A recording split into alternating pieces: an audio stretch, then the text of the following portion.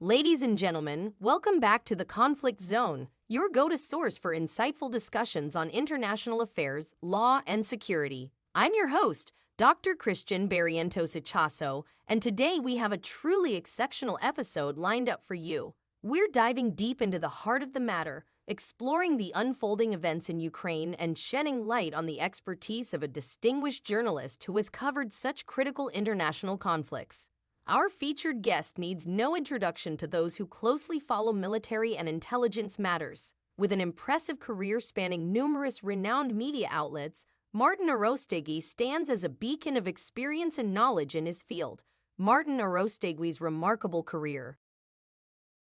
Martin Arostegui is not just a journalist, but a seasoned war correspondent who has ventured into the heart of conflict zones to bring us the stories that shape our understanding of global events. He's been a voice for the voiceless, reporting on the complexities and nuances of international conflicts that mirror the current situation unfolding in Ukraine. Arostegui's byline has graced the pages of reputable publications such as Voice of America, The Wall Street Journal, The Daily Telegraph, The Washington Times, CNN, FOX News, UPI, and France 24. His reporting has provided invaluable insights into the world of military operations, intelligence strategies, and geopolitical dynamics. Twilight Warriors, exploring military special operations. But Martin Arostegui's influence doesn't end with his reporting. He is also an accomplished author, having penned the enlightening book Twilight Warriors. This book delves into the world of military special operations, shining a light on the brave men and women who undertake covert missions to ensure our security.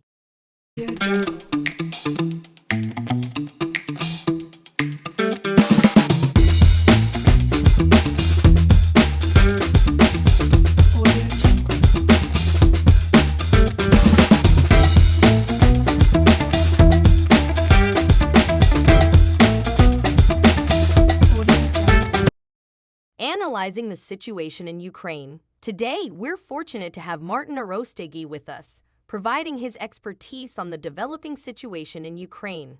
As tensions rise and international concerns mount, Arostegui's insights will offer a deeper understanding of the complexities at play and the potential implications for global stability.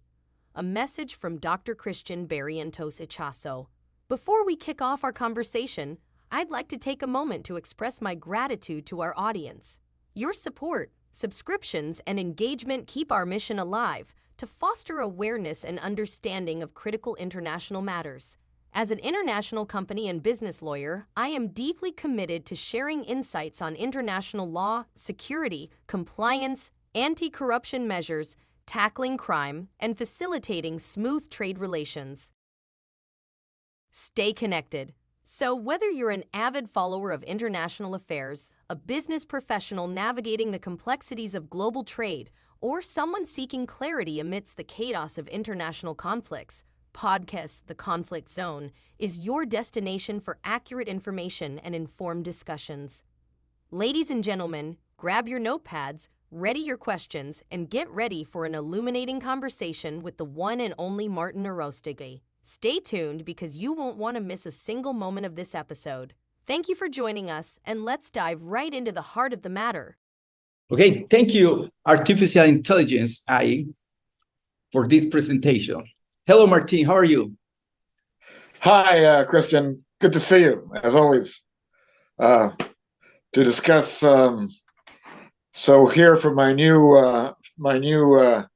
OP observation point here in Odessa, I can maybe give you some thoughts on the disappearance, or what I'm convinced is the assassination of Yevgeny of Prigozhin, Vladimir Prigozhin. Is he called Vladimir? I forgot his first name right now. And anyway, the man called Prigozhin, the head of the Wagner organization, the Wagner Group, which has played an increasingly important role in Russia's political military activities, enterprises. not only in Ukraine, but also probably even more predominantly in Africa and the Middle East. Just to give you a reminder, I'm sure all your listeners know about the Wagner group, but there's been a group originally formed by the GRU, by Russian military intelligence, which Putin gave over to one of his closest aides, Prigozhin, to form an international mercenary company, basically, so that Russia could operate outside of its borders, outside of its jurisdictions, under legal cover, allowing it plausible deniability for all kinds of activities that would have included assassinations of foreign leaders, the organization of coups, the provision of paramilitary assistance to governments or leaders that were guilty of gross violations of human rights, some of them accused of genocide in Africa, so that the Soviet state could maintain some degree of plausible deniability, some distance from the activities that are being promoted and facilitated and conducted by the Wagner group. The problem came, that was all going very smoothly. The Wagner group acted with extreme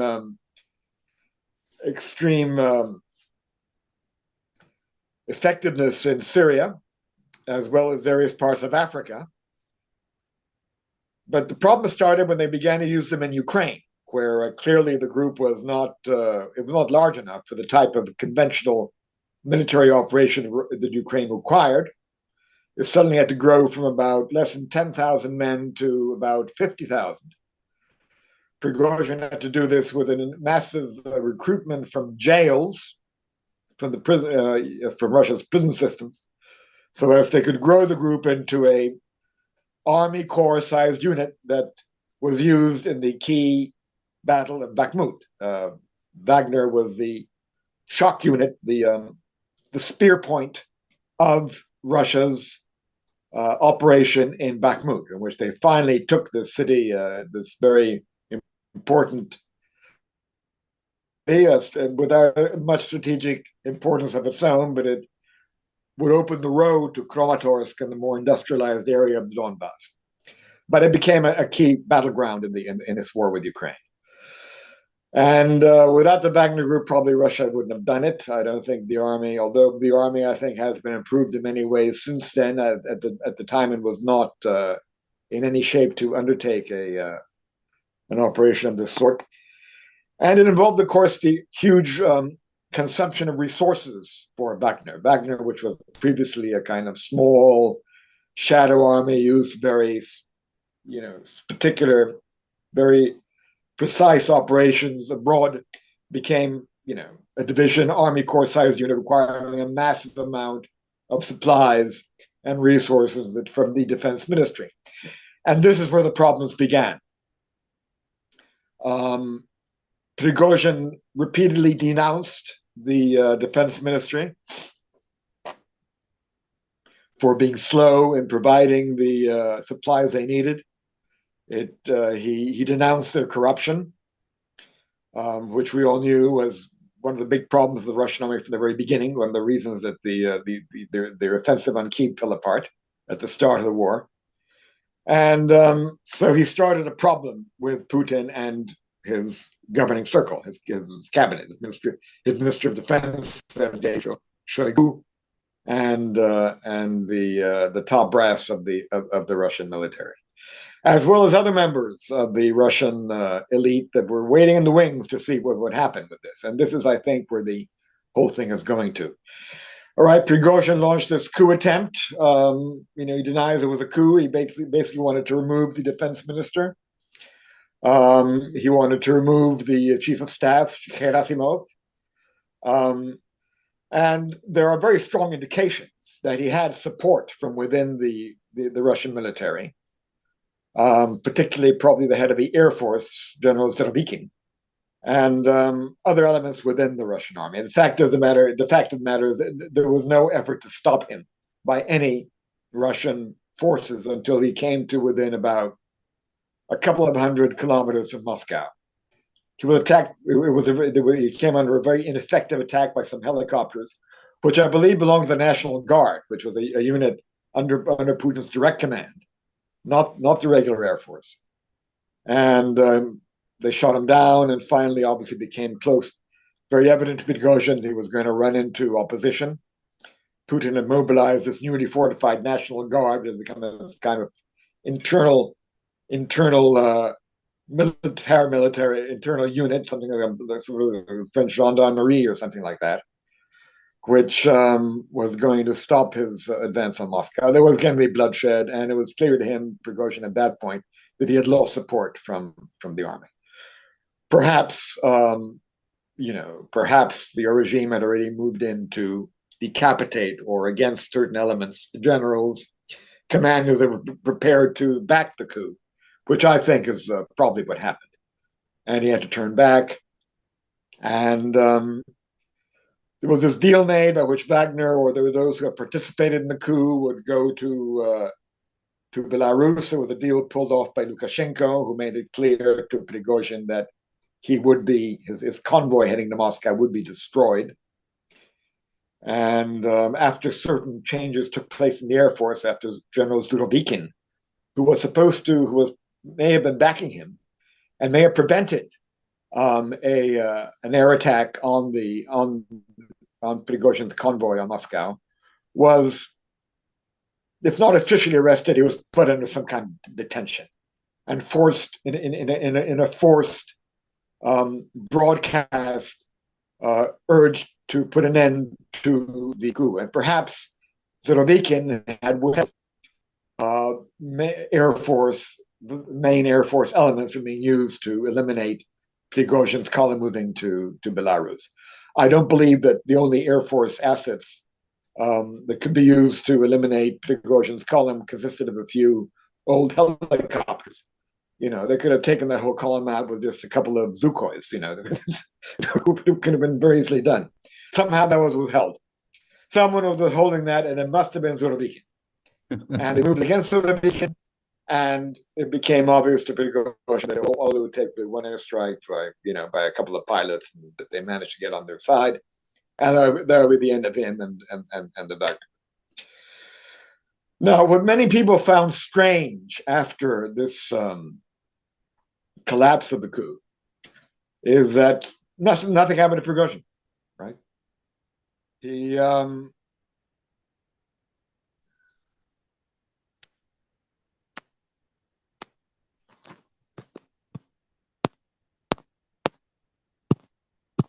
Martin? sorry.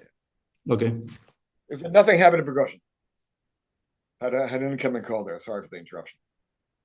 And he quite the contrary. I mean, at one point he was being invited by Putin to the Kremlin. He and his Wagner other commanders of the Wagner group had lunch with Putin or tea or something. They seemed to be on good terms. They seemed to be sort of patching things up. And he was invited to a conference that Putin held with the African leaders, African presidents of countries that Wagner is very active, the Central African Republic, Mali, Burkina Faso, and various others. There were a lot of African leaders there. There were, I think, something like 17 out of 45 that had been invited, but still there was a substantial presence. And Prigozhin was there, of course, commiserating with all of them. So it looked like things had been patched up. And this struck as many people as very strange. This struck many Kremlin watchers and people who knew Putin as something quite strange. Because we know perfectly well that Putin has gotten, as one of the features of his regime, is that he goes to great lengths to get rid of anybody who he considers as any kind of threat to him.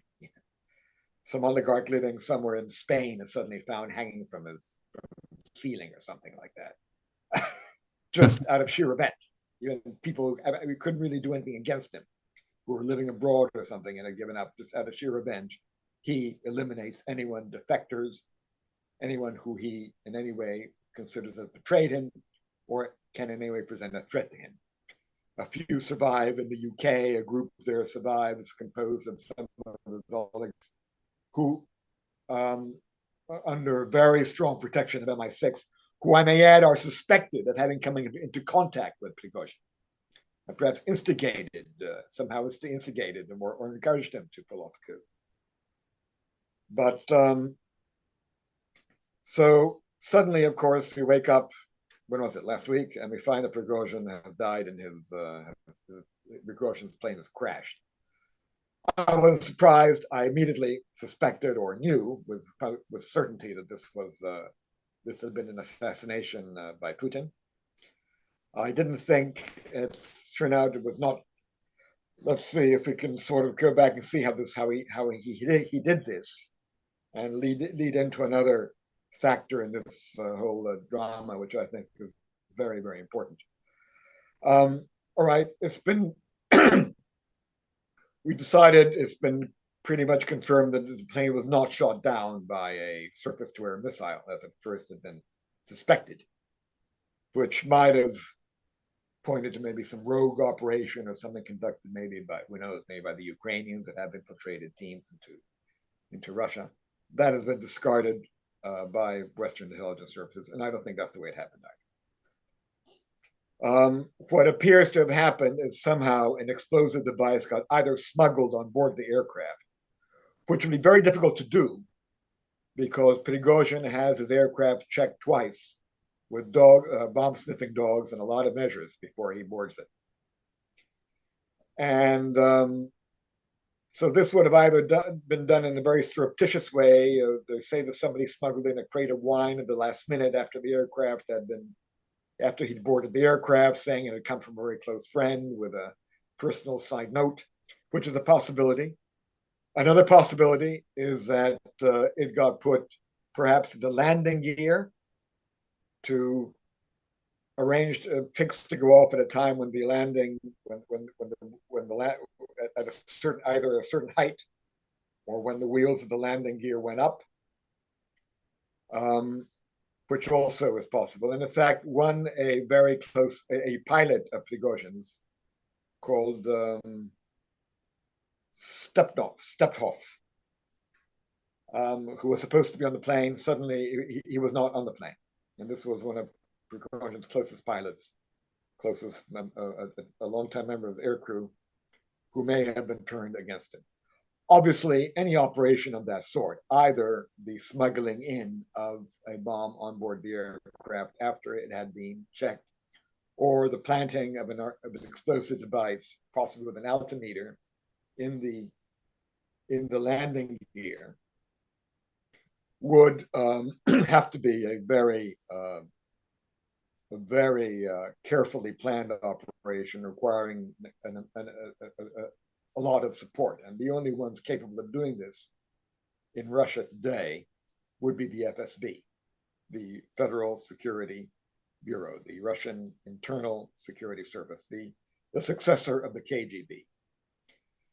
I think this is very, very possible, and it's very possible that the FSB has been behind this all along, and that it used the coup, it used the purge that came after the coup, the arrest of Zurovikin, plus apparently, I've been informed that the FSB is now acting throughout all of the Russian armed forces. They've got their people now investigating all of the army at unit level, similar to the kind of system that they had in the old Soviet Union of putting commissars at unit levels so as to control any possible rebellion inside the army. And that they've been involved in a massive purge which has not yet been made public. And that Zurovikin, although he's the best known general, the best known officer who's again has disappeared, he's been arrested. People believe he's now in the Lefortovo prison, which is actually, it's not called a prison, it's called a filtration camp, because it's not just used to keep people, to lock people up. It's used to turn them. It's used to brainwash them and torture them and indoctrinate them, and so that they can come back as totally loyal servants of the regime. This was, in fact, the head of the Fifth Service of the FSB, Sergei Beseda, was put in this prison, and for several months after the failed invasion of Kiev, because it was believed that he had channeled the wrong information to Putin about the situation in Ukraine, which made him make wrong decisions regarding his initial invasion effort. And he went through the left prison together with, I think, 150 other FSB officers who were purged at the time. And he's now back, apparently, working again at the FSB, back in his offices. So we may get Surovikin back again at some point, after they're absolutely sure that they've done him over in such a way that they can count on him 100%. This is the way the regime operates. And I think it's very possible that because the FSB lost influence as a result of the failed attempt to take Kiev in February 22, it's now using the conflict with Wagner, the coup attempt, and Putin's fallout with Prigozhin to get back, to gain positions back in the regime, to gain influence in the regime, and gain influence throughout security services, which they had lost after the failed attempt to take Kiev, whose failure was blamed on the FSB. They gave the wrong information, or they didn't have the right intelligence. So I think that they are using this fallout with Prigozhin, someone who was not then involved with the FSB, he was never one of them, to gain influence, to gain positions in the regime, and gain control over all of Russia's security services, over the army, which Putin now has to do to prevent any possible coups, because there was no question, any future coups, there was no question that Prigozhin did have some level of backing. We don't know to what extent. We know Surovikin, but if Surovikin was involved, there were probably other generals on call as well. So we don't know the extent of backing he had within the armed forces, but something was obviously there, or he would not have done that coup. And who knows, maybe the FSB, one of the reasons that Putin allowed Prigozhin to move around after the coup attempt, and had him sort of close to him, and so forth and so on, was to maybe through gain realize who his supporters were, who else he had to get rid of, who had to be purged, because a massive purge is taking place inside Russia right now. Very little is being said publicly, but the FSB is moving in a major way to purge any elements that may be considered suspect or disloyal to the regime.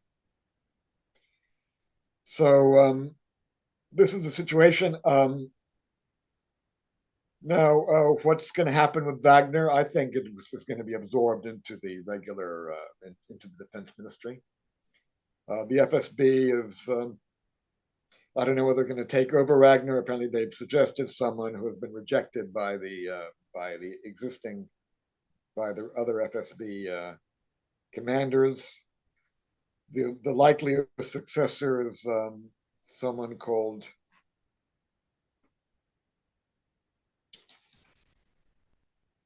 Anton Yelizarov, who works under the pseudonym Lotus.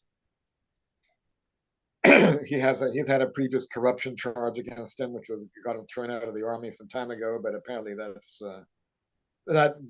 okay. I think that should probably put him in good stead with the other. It makes him a member of the club, shall we say? He played a very key role in all of Wagner's operations in the Middle East and Africa and in Bakhmut. And he seems to be right now the favored one to succeed. We have yet to see. We don't really know who the next head is going to be.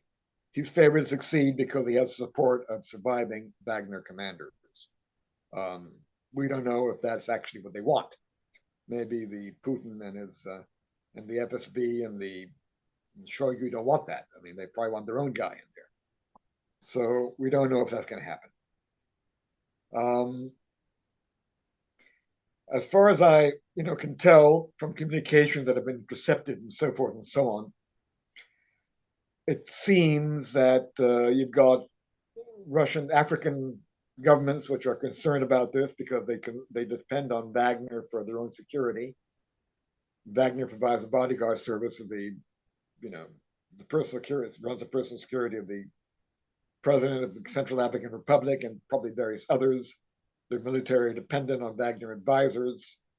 They've been calling up the Kremlin to see what's happening, and from what the feedback that's we've been getting, it seems that they are telling the Africans and the Syrians, who are also greatly dependent on Wagner, the President Assad of Syria, that the Wagner is going to virtually come under the Russian government. That they're going to get their orders from the Russian Foreign Ministry and the Russian Defense Ministry. I think the Foreign Ministry is the people who they've been mainly talking to about Wagner. And that seems to be what they're being told, that that it's the Russian government, the regular agencies, defense, foreign affairs, and so on are taking over. That they're the ones who will be managing Wagner, whose role in Africa continues to be absolutely vital. I mean, they run a major gold. They run major gold mining operations there. They're moving gold from Central African Republic, from Mali, from Sudan, to Russian accounts, possibly through laundering it through third countries, possibly paying third countries off through accounts in a major sanctions evasion, major international operations to evade sanctions and so on. So this is a key. They're not going to close down Wagner, but it is going to obviously come under the very much more direct management of the Russian state. Now, there is some question as to whether, what this does for Putin. I frankly saw an article in the Sunday Times the other day, written by Mark Galeotti, I believe his name, he's supposed to be a very great Russian expert, saying this is weakening Putin, that this whole thing is weakening Putin. I disagree. I don't think it's weakening Putin at all. I think he's going to use this to reinforce his power, possibly with under a much tighter arrangement with the FSB. I think it's really benefited the FSB, and I don't think the regime is under any imminent danger of falling or of another coup occurring at any moment. Quite the contrary. I think Putin and the FSB, the Silovikin, the security heads that have long been very close to Putin, such as the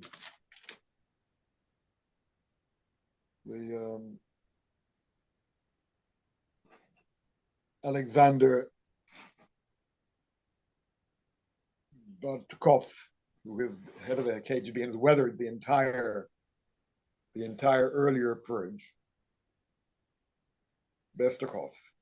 And I think all these people are going to reinforce their power in the regime and that of Putin. For the time being, I think that's certainly going to be the result. In fact, Putin is really falling back on the Stalinist, on the old Stalinist system, which is to keep everyone scared, keep everyone terrified. And terror works. I mean, you scare people enough, you see suddenly their telephones don't work anymore, and you don't know where they are, and you wonder, that they've obviously been taken somewhere, and they've either been disappeared, killed, or imprisoned, and you're wondering, are you going to be next? and it works. I mean, it worked for Stalin, and it kept his regime him in power until he died in the 50s, and I think the same thing is going to happen with Putin. I think he's falling back on Stalinist measures to keep control of Russia. And this is essentially what's going on, and I think it may well work for him for a time being. Of course, Russia today is very different from what it was in Stalinist times. There's a lot more awareness. There's much more, there are social media channels that do spread information around the population was outside the control of the regime. There are powerful figures and oligarchs, most of whom have left Russia, but still, I mean, there are powerful people who are against Putin, but they're not organized, certainly not unorganized in any way that they could possibly take control. And that the mainstay of the Russian state, the secret police service, the FSB, is firmly under Putin control. It may, in fact, be behind the purge, and may, in fact, be telling Putin at this, have gained control over Putin at this stage. As to whether they may eventually decide to get rid of him for their own reasons, we don't know. But at the moment, that does not seem to be happening. And whether this is going to affect the conduct of the war in Ukraine, again, I don't think so. It may have had some effect. It's curious that just when you had this plane crash, the Ukrainians managed to make some gains in their main front. The most sensitive part of their front is in the south, around the Zaporizhia region. They did gain one in the Robotia, and then another small town. They made some gains. They cracked through at least a part of the initial first line of Russian defenses. And there were some mistakes made by the Russians at that stage. The reason they were able to do this is because I think they weren't getting the right orders, the right commands to stop the Ukrainians at certain key moments. And this may have been due to the fact of the confusion or the distraction caused by obviously all eyes being concentrated on the disappearance or assassination of Prigozhin. But in the long term or in the near term, certainly, I don't think in the medium to near term, I really don't think it's going to have much effect on Russia's conduct of the Ukrainian war. I think it's going to go on, and perhaps with the chain of command, it'll be more unified, although subject, of course, to problems that the Russians have. The general should maybe be affected, maybe less, if they're moving commanders around, if the army is uncertain of the chain of command, of who's going to be commanding them, if they don't trust their commanders. It may cause morale problems, but it's too early to tell yet. It could maybe have a detrimental effect on the Russian armed forces. But at the moment, I don't think it's going to certainly have any immediate effect. Terrible. Is Stalin power? Is Putin have a Stalin power? No, it's similar. I can't hear you. You can hear me? Hello, Martin. Hello. Can you hear me? Yeah, I hear you. Stalin, Putin is the similar Stalin dictatorship.